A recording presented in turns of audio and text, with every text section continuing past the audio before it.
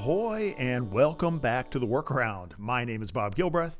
You are in good company with thousands of fellow entrepreneurs and innovators who follow my stories from a career in tech startups and corporate innovation. Sitting here right now to make you think, smile, and discover a shortcut to success or a trap to avoid. And I got a nice juicy one for you with some special additions at the end. Welcome if you are new to the podcast or YouTube. And a reminder that you can choose YouTube. I record pretty much only the bigger posts.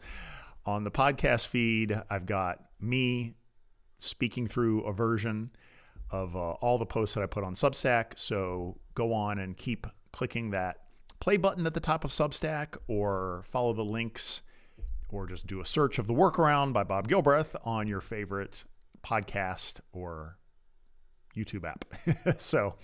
But hopefully got some new folks there. And you'll get to hear sometimes when I'm on audio and video, some side stories and other tangents like I will have at the end of this piece today. But let's get into the piece today. It is called AI Predictions Are Projections, Blowing Bubbles and Seeing Shadows. I decided to go look back at 2025 and tally the results from a bunch of big predictions about what AI would bring us. Nearly every one of them was dead wrong. GPT-5 was not a major leap forward. DeepSeek did not upend the market. AI agents did not join the workforce or take on our everyday chores. AI did not write 90% of code. Dead internet did not arrive. We're not close to artificial general intelligence. Neither Skynet nor Utopia is near. And even the bubble didn't burst. Oh for everything pretty much on 2025 and big changes in AI. Cal Newport, I've talked about him a lot. He's a computer scientist and productivity expert who I find is one of my voices of reason on many, many topics of our time. He kind of prodded my piece today in a recent podcast he did, in which he went through a prediction scorecard of AI in 2025. And the big thing that he saw after seeing that not much happened was that he's past paying attention to predictions going forward. He said, "So this is how I'm thinking about AI in 2026. Enough of the predictions. I'm done reacting to hypotheticals propped up by vibes." And I think it's not a bad 2026 resolution if you're still shopping for those. Imagine the mind space and time we could free up by just ignoring what the prognosticators want us to fear or hope for around AI and a whole lot more. Not bad, but I think there's a better thing to think about in 2026 and beyond. It's using this to learn how and why we worry over predictions in the first place. So let's talk about the prediction game. Predictions are fun in a way, right? It's like opinions overall. Anyone's welcome to share their own. So-called experts might have more credibility in this game, but they are usually wrong as often, or in some cases more often, than the general public. This includes social scientists' predictions about societal change. And I've got a link in Substack to a study that shows they are as bad as we are, if not worse, on predicting changes in what they study for a living. But let's do it. Let's play the game here right now. I want you, dear listener and viewer, to come up with a prediction about AI. Make it something you feel strongly about that might have a really big impact in the next 2 to 3 years. Okay. Do it. I know you might be tempted to keep listening, but because I almost always ignore things like that. But do it this time. Do the actual work. Come up with a prediction. You probably already have been thinking about it. It's something you're worried about or hopeful about. Okay, got it? I'm trusting you. All right. I've got a prediction I'm going to share. I'm dying to share it.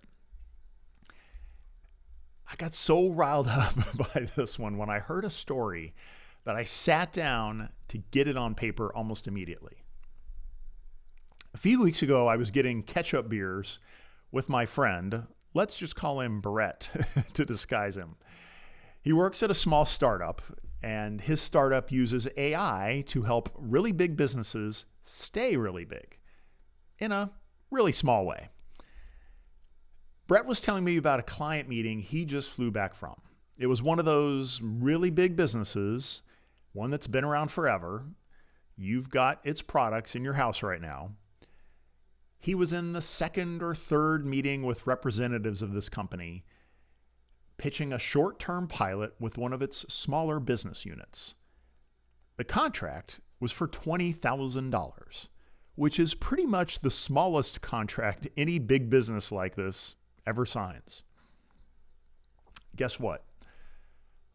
There were 20 clients in the meeting. 20. They weren't excited. They barely asked any questions. Most of the people who zoomed in didn't turn on their cameras.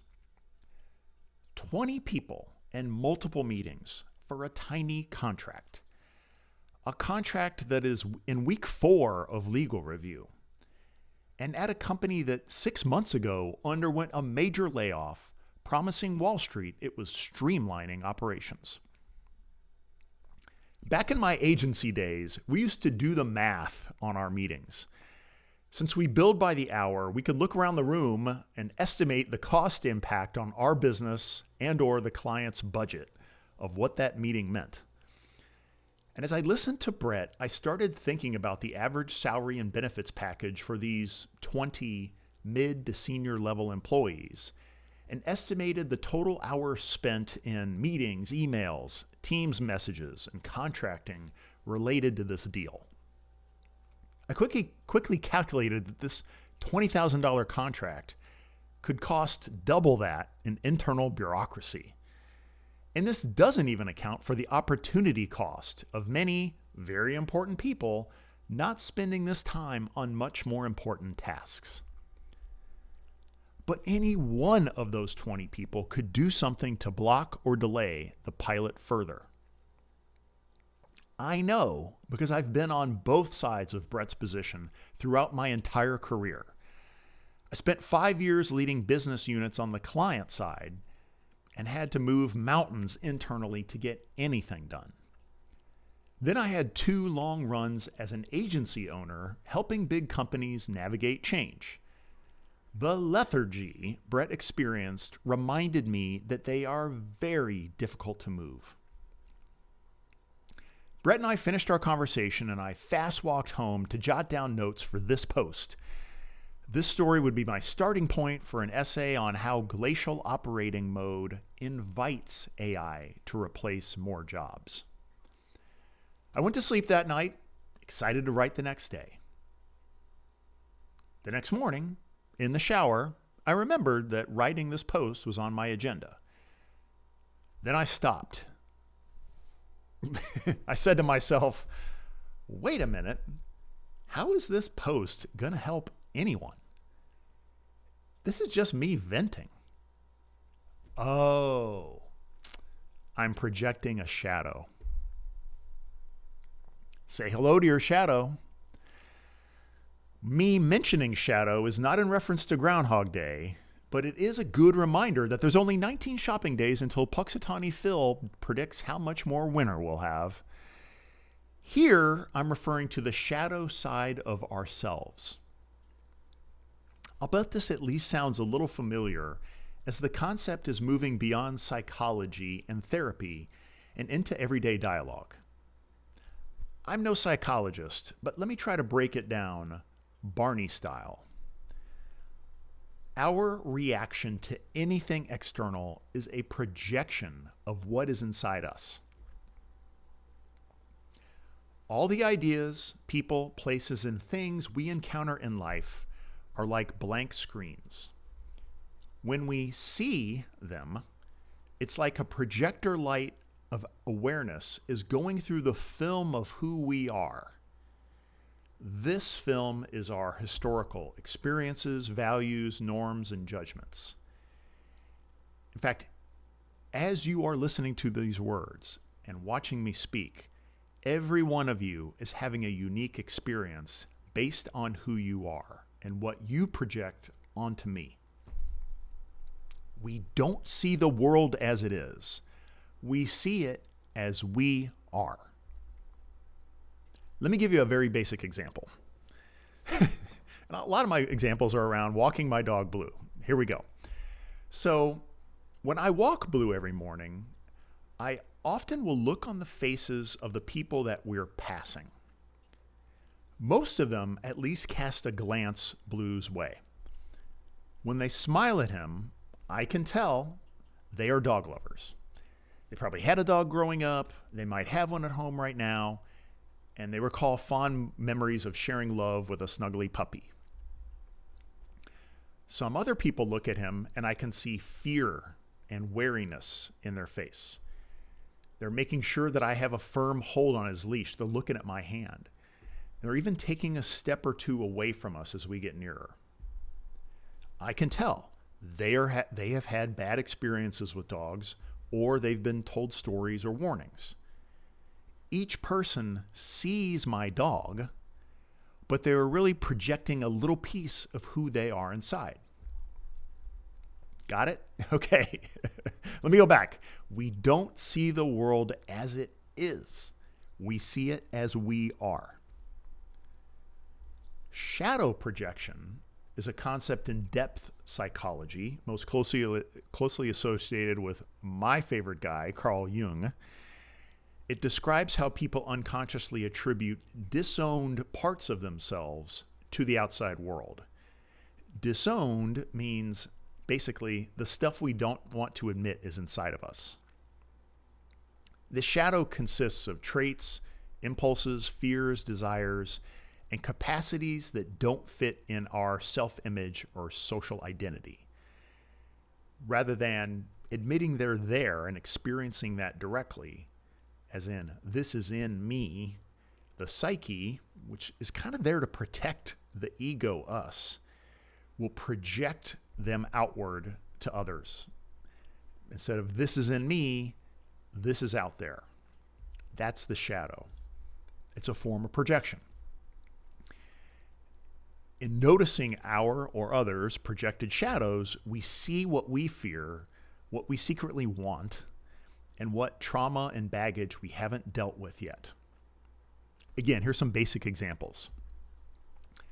If I say, kids these days are lazy, what lies behind that is a shadow that's could be unacknowledged or repressed regret, missed freedom, burnout, or envy. Envy that they're going to live their lives and we don't have the freedom that they do. If I say, I love this celebrity, or I hate this celebrity, they're reminding us of what we don't want to be or what we wish we could be. You love, you want to be like them. You hate, you're afraid to admit you don't want to be like that. Or a third example, that politician is awful. Pick your party, pick your politician. A lot of what's happening there is projecting our dislike for being dominated, for having somebody, an authority figure with power over us, which a shadow that could go back to being created when we had strict parents or a jerk boss earlier in our lives. The problem with shadows, as you might guess, is they can get in the way of more positive experiences, better decisions, and more positive outcomes in our lives. They can be a negative bias and wrong assumption that leads us to treat people poorly or to make bad decisions. Some of them are traumas from early life that leak negativity into much of our waking lives, like a form of mental pollution. Projection is a way to avoid dealing with the baggage that we carry. Now, substitute person for dog in the example I shared. And you can see that the source of at least 90% of the world's problems is these shadows. Because we project our assumptions about other people, often with a negative bias. But most dogs and people are pretty cool once you get to know them. And hey, shadows are normal, healthy, and part of being human. We've all got them, so don't kick yourself. But let's see them, and in seeing it, we gain a better perspective, heal, and can grow. Now, what does AI have to do with this? Okay. My friend Joe Hovde, who I've talked about here, interviewed in a podcast about a year ago, in a recent post, he does a great job of sharing his own realization of the shadows behind AI. He has a post he wrote recently called, "What Are People Really Using LLMs For?" And in that he writes, quote, "I find reading and thinking about AI generally unsettling. But when I compartmentalize my anxieties, it's fascinating to watch." Okay. In other words, he understands that his projections can get in the way of understanding AI, which, by the way, he has to understand AI as part of his day job as a data scientist. So it's really good that he's able to compartmentalize that shadow projection and turn down the shadow. By the way, I get synchronicities every time I write a post, and this one came in just as I finished my first draft. Albert Corey had a Substack post where he has a really hilarious way of outlining how social media you use shows your shadow's opinion on AI. For example, he says, TikTok is for the children of people getting laid off because of AI. Instagram is for the older siblings of those children. Facebook is written by AI. And he goes on and on. So we can see AI is triggering a lot of shadow projection in us.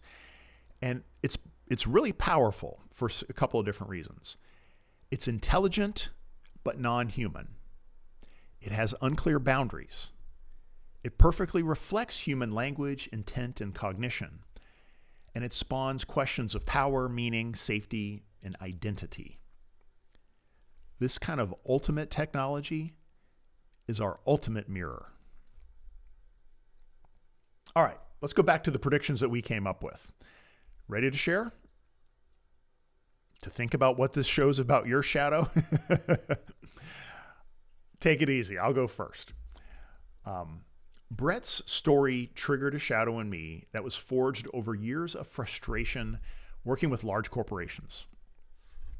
For decades, I rode the same peaks, troughs, slopes, and plateaus of the technology hype cycle.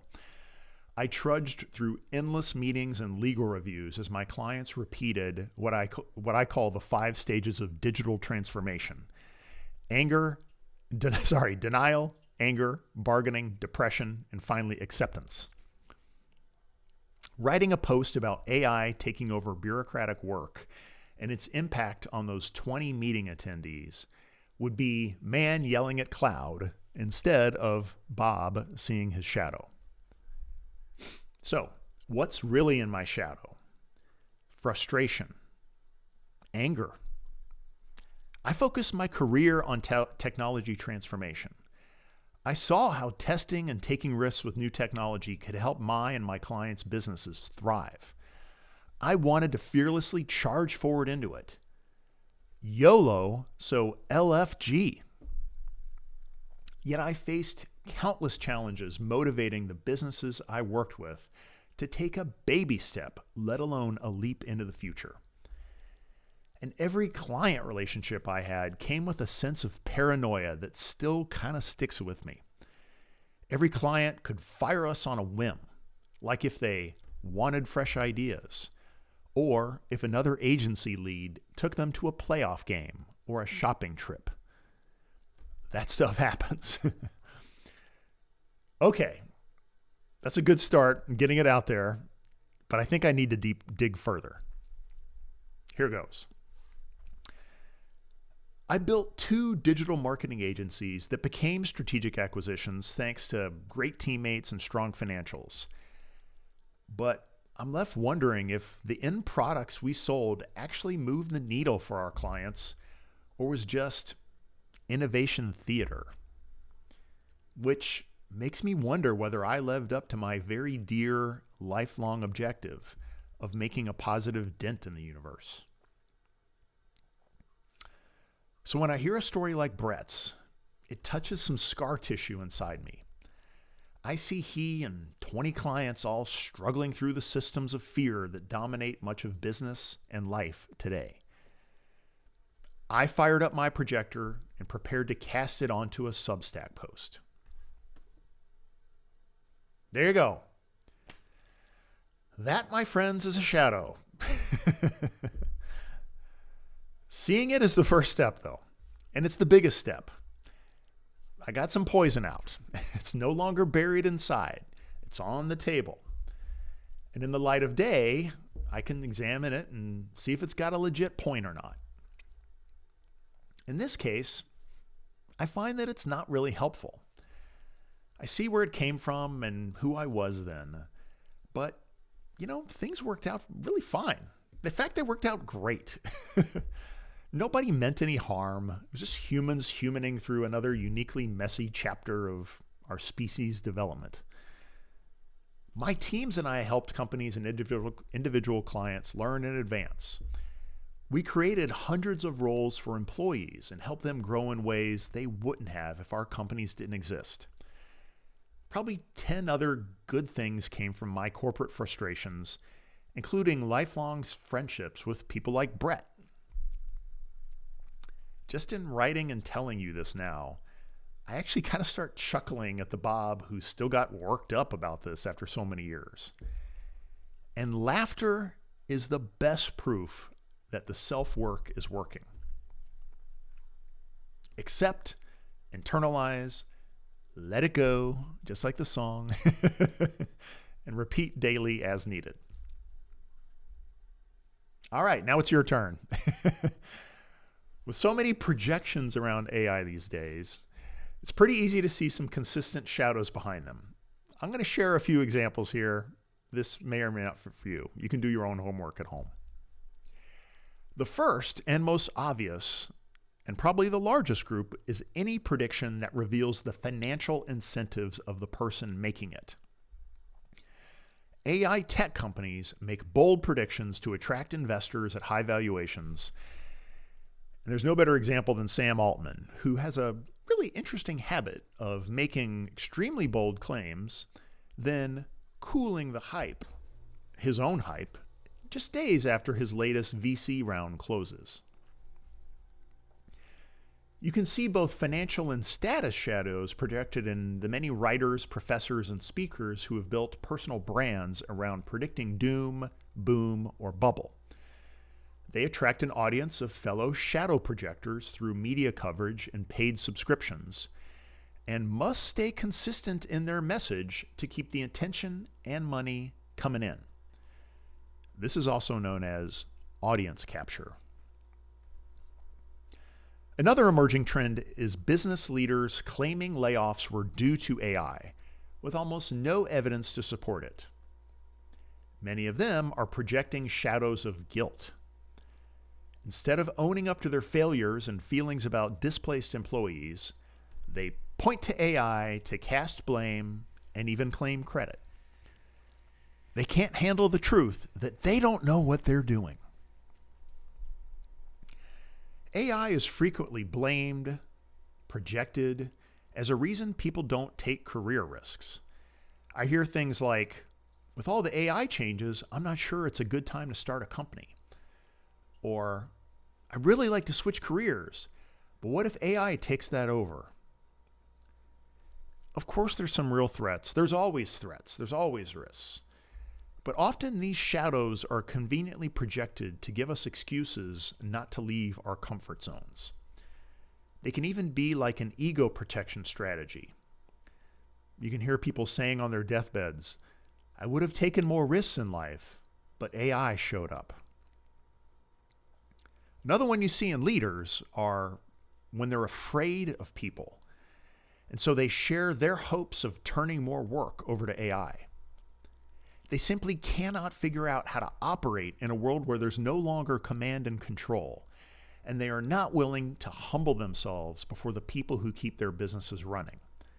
So they're the first ones screaming that they can't wait to use AI. Here's one I bet you hear almost every day now, and maybe you've even used yourself.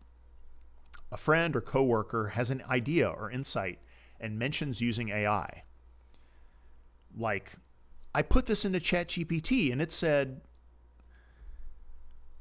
why do we do that now? Are we projecting a fear that we'll be found out for this? Or are we trying to gain credibility for our idea by saying it came from AI? There's something there, and we should at least ask ourselves why we say this now. And then looking more broadly, you can see shadow projections in the fight over AI in the classroom. Some teachers and professors complain that students don't care to learn today, but they may be projecting their frustration with the need for change and perhaps their very value in life. Some teachers gravitated toward these careers to escape constant change by getting tenure. And they have gotten away with assigning students the same uninspiring lectures, readings, and tests for decades. Instead of evolving to fit how we learn today, they complain to the bitter end.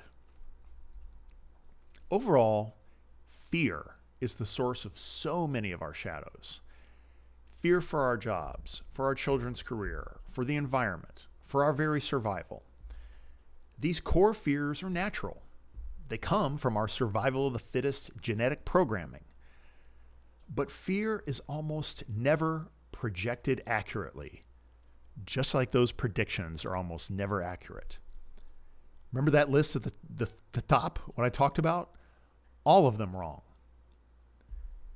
This is also why society increasingly sees social and news scrolls as draining, or worse. Each swipe activates shadows. Constant shadow projections and failed predictions of fear are not a pleasant way to spend our relatively few days on this planet. So, let's talk about our life's work. Here's a helpful reframe that I try to practice now. What do? I rejoice when I see a shadow. Seeing it is the first step in dissolving its power and returning the energy to me or to you. Let's think of it this way. We have a certain supply of mental energy during the day. All those annoying voices, beliefs, and shadows in our minds are small mental engines constantly running in the background. These machines drain energy without our knowledge or permission. Literally think of them as projectors. You know those things we used to haul to meetings or classrooms before we had display videos, cheap TVs everywhere? Okay, recall how they put off a ton of light, noise, and heat? Yeah, that's your mind. It's like a room full of hundreds of those projectors running shitty PowerPoint presentations on a loop. They overlap and play in every corner of our minds, distracting and draining us of mental and then physical energy. We end up tired, unmotivated, and burned out, even though we work fewer hours than any prior generation in history. Once we see the shadows in this way, as a self-projection, we can walk around our minds and start pulling their plugs and powering them down. Energy frees up, and it starts to add up to greater clarity, calmness, happiness, optimism, and using that energy in an infinite number of productive ways that'll let us have more fun. Think about like when you're in a flow state. That's when all that energy is focused, usually on something creative and inspiring.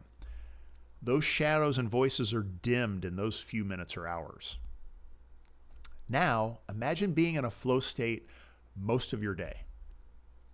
That's what starts to happen when we learn to power down these projections and recapture their energy. many other interesting things can happen too. For that, you got to go read my post on how I found some glitches in the matrix. That only came once I started powering down those projectors. If fear and anger are still breaking through, here's another angle, another tip, another tool. Try sending love instead. It may sound cheesy. I never would have said this 5 years ago, but trust me, loving kindness meditation is an amazing practice. And what it's doing, it's projecting positive, loving thoughts toward people of all kinds, especially the ones who test us. It's like shining a bright light on our shadows and then releasing its grip. Sometimes the shadow goes away forever. It's been a life changer for me. And I've got a link to a post by my friend Jeff Williams, who has some great techniques for doing this. You got to check it out. But here's the overall deal. AI can do a lot, and there's much more good stuff, mostly good stuff, coming in the long term. But perhaps its most important role right now, while things are slow to really make a difference, is AI can show us who we are inside, both individually and collectively. We're not going to be able to use AI well or be well with AI until we use it to see the shadows lurking within us that we're overdue in dealing with. All right. I do have some bonus extras coming up. Stay tuned. Just this one quasi-commercial message is anyone can feel free to schedule a chat with me during my open office hours. I've got a link below. We can discuss questions, provide feedback, network, explore any topic. Seriously, anytime. I keep this time free. It's yours. Don't be shy. I say this sometimes. Sometimes I'll get 15 clicks on that link, but only 2 people will schedule time. So there's 13 people out there that just get scared somehow. Don't be afraid. You can do this. I guarantee we'll have a fun talk. And I'm also a leader of Fleet. It's a holding company for services businesses. We invest in leaders who are ready to start their own companies. We also do a little M&A. So if you've ever thought about starting your own professional service business, but need some financial support or some other kind of support, hit that same schedule link. And again, we'll have a conversation and see where it goes. All right.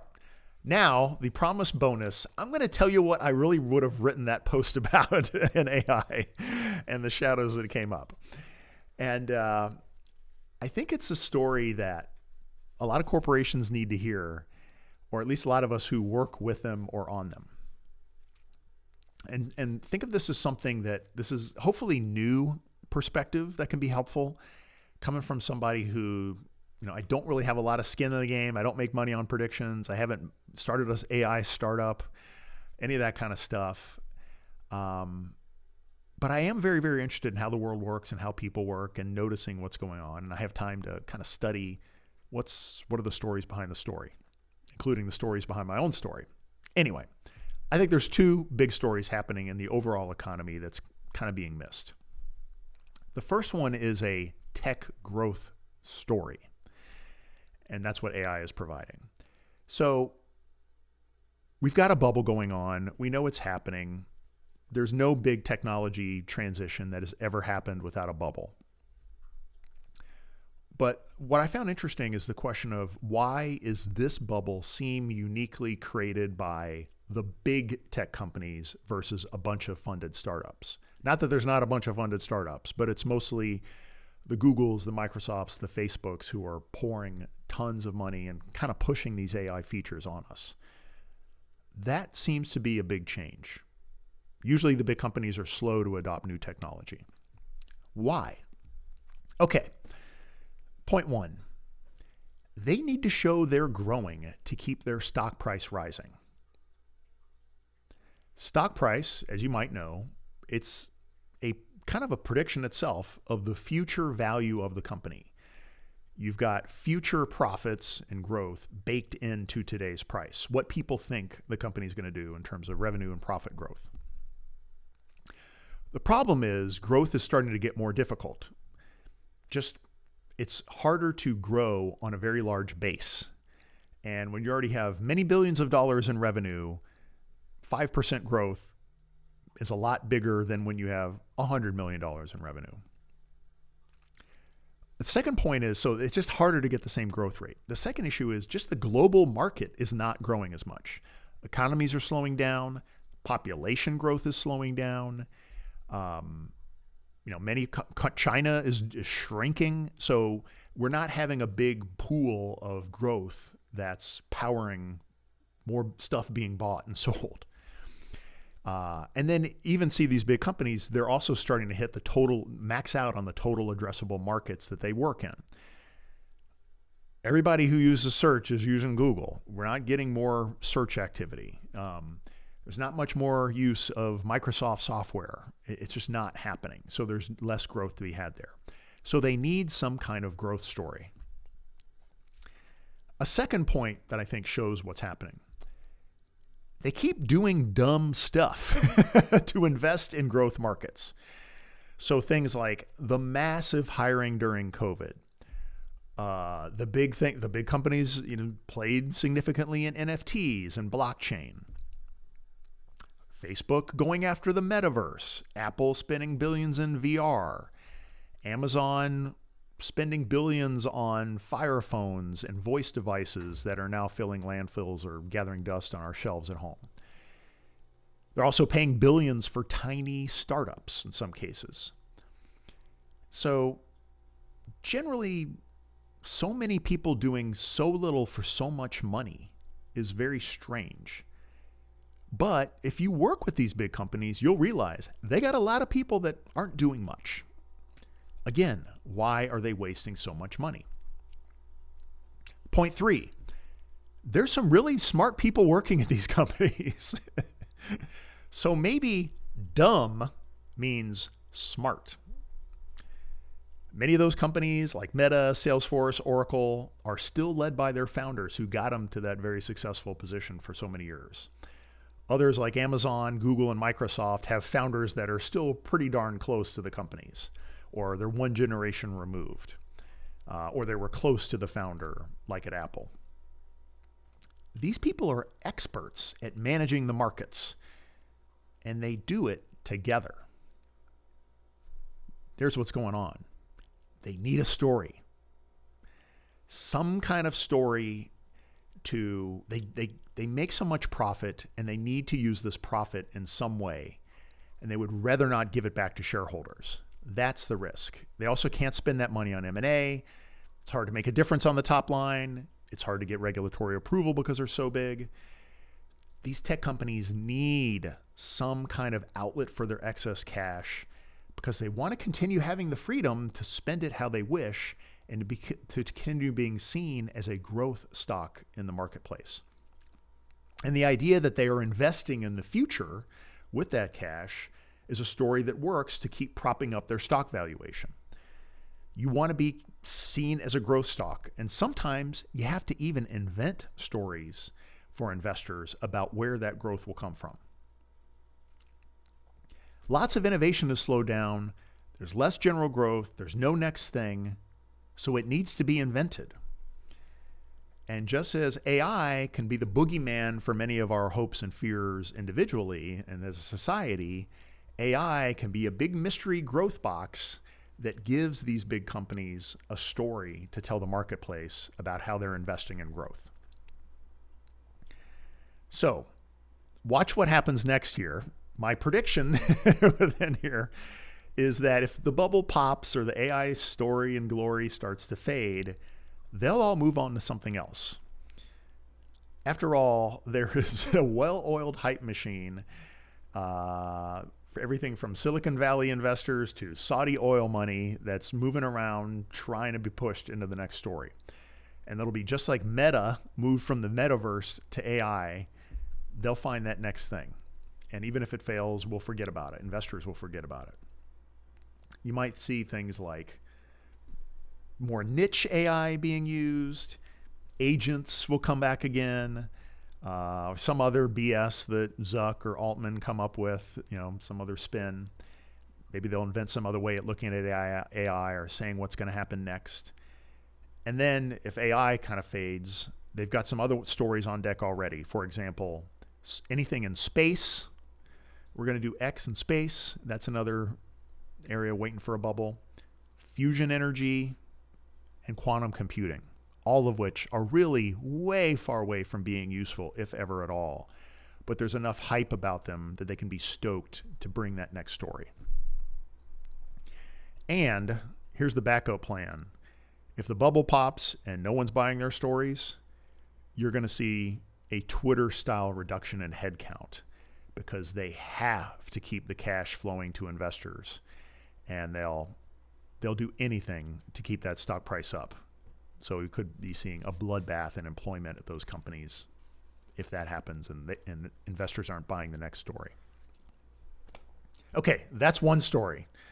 Here's a second story / prediction. And this one's really about corporate layoffs. And this goes back to my conversation with Brett about the 20 people in the meeting that was going on there. Investors are starting to demand cuts in corporate employment roles.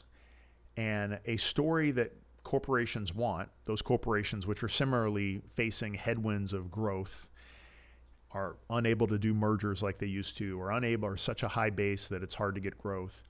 They need some kind of story. They've got to show results. And when we see a couple companies starting to make big head cut counts, often with the claim of AI, never mind whether AI is really behind it, it will become a landslide of other ones that follow. And by the way, it could be something that is needed. There's a lot of work that's not efficient, and no one's admitting it, and no one's really doing work about it. When Brett were having our beers together, he also shared that one of the companies he used to work with, small SaaS business, had 120 engineers working on product features. And guess what? The more features they added, the worse the product got, the more the customers complained. But those 120 people had to do something. They had to exist even to show that the company was a tech company. And again, investing in the future by having so many engineers doing things. You can see this in the story last year of Sonos having a giant issue. They pushed through an upgrade that no Sonos user, including myself, wanted. The thing worked just fine, but they decided to do a reboot of the entire app, and it spectacularly crashed, along with their stock price. The other thing that's going on that I think a lot of companies haven't realized yet is we're hitting the point where the products are good enough. How much better can the sound system get in your home? How much thinner can the TV get? How much bigger or higher quality before your eyes aren't able to pick up an improvement in the resolution? How much thinner can the diaper get? How much more absorbent can the paper towel get? We're hitting the barriers of physics here, as well as people's willingness to pay more for very minor upgrades. And so those are all things that are due to roost somehow. And my worry is that instead of companies figuring out how to improve themselves and better use the teams and talent that they have, they'll just make clear-cut layoffs and call it AI something to make investors happy. What do people do? What do we all do about this? I don't know. I think it's really a lesson to not embed yourself more in a company, because that's a fear-based modality. I think the reality is go see what else is out there. Doesn't mean having to quit your job. It just means maybe don't put the blinders on and join those Zoom meetings that are useless just because someone says they are, just because your calendar has time. Maybe try to take some of that time to do something personal, find a side hustle, get on the networking that you know you should be doing more of, to learn what's happening in the world, and in your search for some kind of backup plan in case these cuts happen. You might even find something that's a lot more appealing and interesting to switch to, even if none of these predictions come home to roost. All right.